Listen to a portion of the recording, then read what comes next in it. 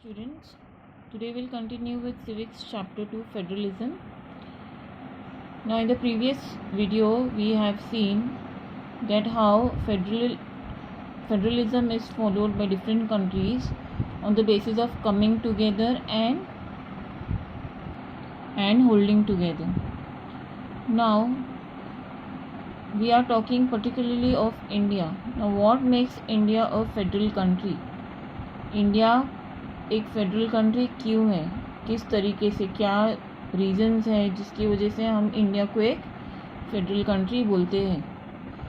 अभी जब हमने पहले जो फर्स्ट चैप्टर किया था उसमें हमने पावर शेयरिंग में देखा था कि बेल्जियम और श्रीलंका जो है बहुत छोटे कंट्रीज़ हैं if we compare it to India. अगर हम श्रीलंका देखें it is such a small country and we consider India बहुत ही बड़ा है. तो ऐसे ही छोटे छोटे बेल्जियम और श्रीलंका में इतने सारे प्रॉब्लम्स हो रहे थे डाइवर्सिटी को लेके. अभी इंडिया में तो उससे भी ज़्यादा लोग हैं, पॉपुलेशन भी है और एरिया भी बड़ा है. तो यहाँ पे जो था लोगों ने क्या किया, वहाँ की गवर्नमेंट ने क्या किया कि यहाँ पे पावर शेयरिंग अच्छे से हो. तो what are the power sharing arrangements in India? We are going to do that. Now let us begin with the constitution. India has emerged as an independent nation after the painful bloody partition. Of course हमें पता है India को freedom मिली थी और freedom के पहले ही, freedom के बाद ही क्या हुआ, फ्रीडम मिली तब इंडिया का पार्टीशन भी हुआ था और वो बहुत ही बुरा एक्सपीरियंस था कंट्री के लिए. Now the constitution declared India as a union of states. Of course India में बहुत सारे स्टेट्स हैं, तो जो कॉन्स्टिट्यूशन है उसने इंडिया को यूनियन बुलाया, यानी कि एक संगठन स्टेट्स का. Although it did not use the word federation, the Indian Union is based on the principles of federalism. अभी जब कॉन्स्टिट्यूशन बना था उन्होंने स्टेट किया था कि ये एक यूनियन है स्टेट्स का, लेकिन ये टर्म नहीं यूज़ किया गया इसके लिए फेडरलिज्म. लेकिन ये जो कॉन्स्टिट्यूशन है यूनियन ऑफ स्टेट्स, इसके प्रिंसिपल जो है it is same as of federalism. Let us go back to the features of federalism. Now we can see जितने भी फीचर्स थे वो सब हमारे कॉन्स्टिट्यूशन में अप्लाई होते.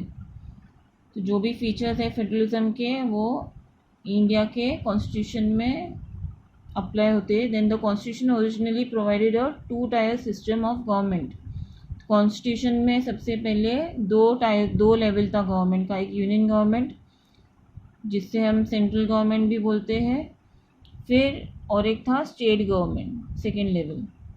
The later a 3rd-tier of federalism was added in the form of panchayat and municipalities. तो आगे जाके एक 3rd लेवल भी ओपन हुआ, ऐड हुआ, जो इंक्लूड करता था पंचायत को और म्यूनसिपैलिटीज़ को. As in any federation these different tiers enjoy separate jurisdiction. तो जैसे कि एक फेडरेशन में होता है अलग अलग लेवल के जो गवर्नमेंट्स है वो अपना अपना सेपरेट पावर्स एंजॉय करते हैं.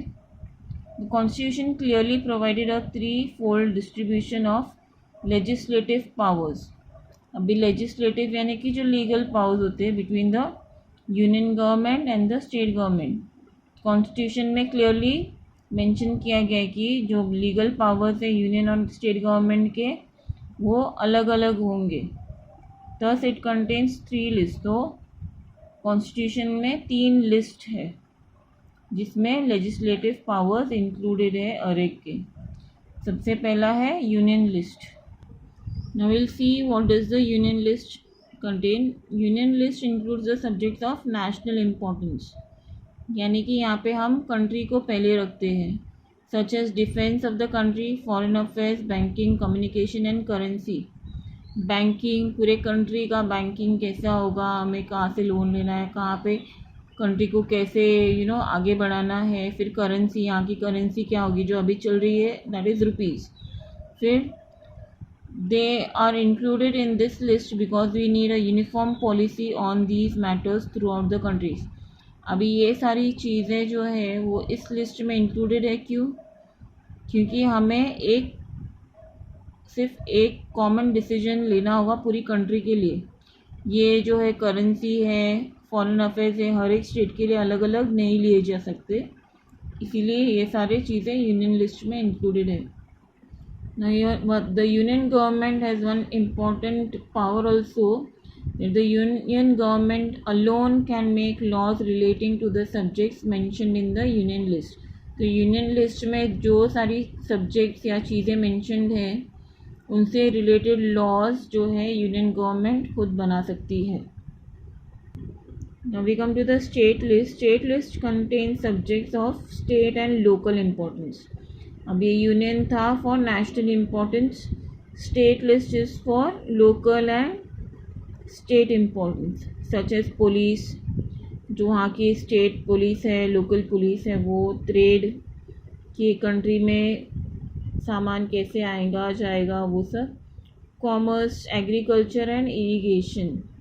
तो ये सारे जो सब्जेक्ट्स हैं that will be included in the state list. The state can alone make the laws relating to the subjects mentioned in the state list. तो जो स्टेट गवर्नमेंट है वो भी अपने आप में लॉज बना सकता है रिलेटिंग टू द सब्जेक्ट्स, जो भी चीज़ें अभी मेंशन की गई थी जैसे कि पुलिस, ट्रेड, कॉमर्स, इनसे रिलेटेड अगर लॉज बनाना है तो वो स्टेट गवर्नमेंट भी बना सकती है इन द स्टेट लिस्ट, और वो सिर्फ इसी स्टेट गवर्नमेंट में ही लागू भी होंगे। Now the third one is the concurrent list. It includes matter of common interest to both union and as well as the state government.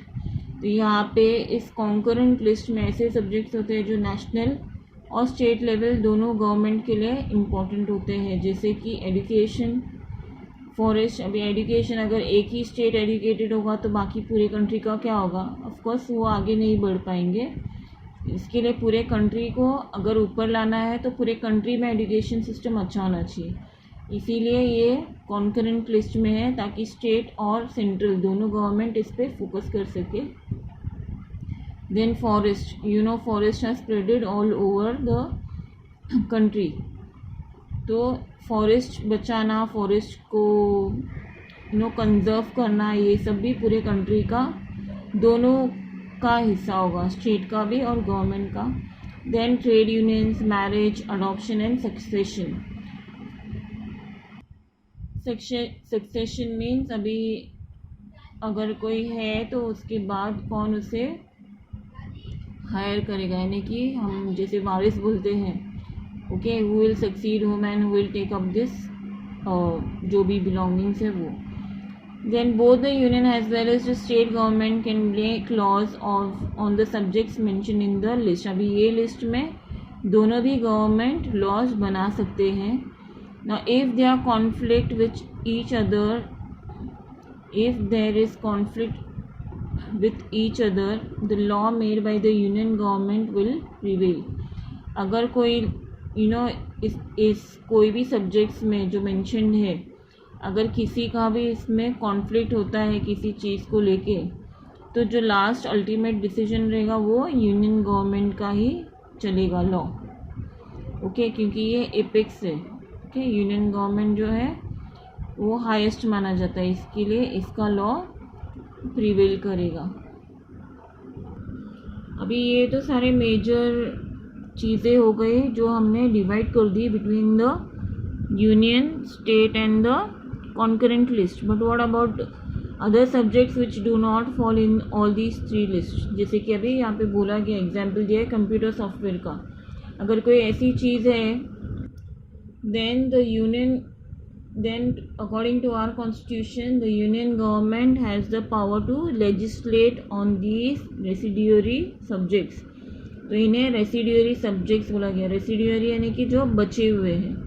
तो ऐसे जो बचे हुए सब्जेक्ट्स हैं जिन पर अभी तक या फिर किसी का ऐसा कोई पावर नहीं दिखाया गया है, तो उसे लेजिस्लेट करना यानी कि उस पर लीगल डिसीजन लेने का हक सिर्फ यूनियन गवर्नमेंट